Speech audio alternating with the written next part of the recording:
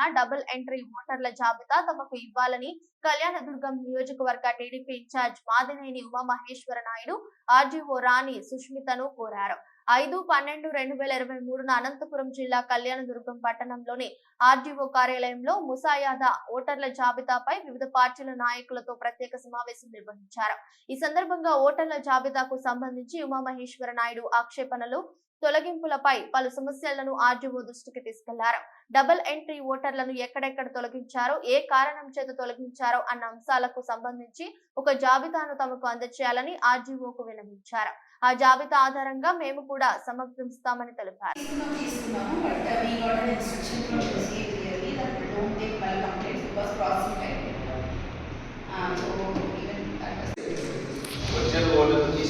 చేయడమే మా రాజకీయ పార్టీలో ఉద్దేశం, మీ ఉద్దేశం. దాన్ని మిస్టేక్ జరిగింది, అనవసరం కంప్లైంట్స్ పెట్టాలని డెత్తులు ఓకే, అది ప్రాబ్లం లేదు. 100% పంచనామా చేసుకున్నారు, తీసేసుకున్నారు. డబుల్ ఎంట్రీ తీసేసే ఓట్లు మాత్రం మాకు లిస్ట్ ఇవ్వండి, మీరు ఐడెంటిఫై చేసి మేము ఒకసారి క్రాసింగ్ చేసుకుంటాం. మిస్టేక్స్ ఉంటే మేము రేట్ చెప్పండి.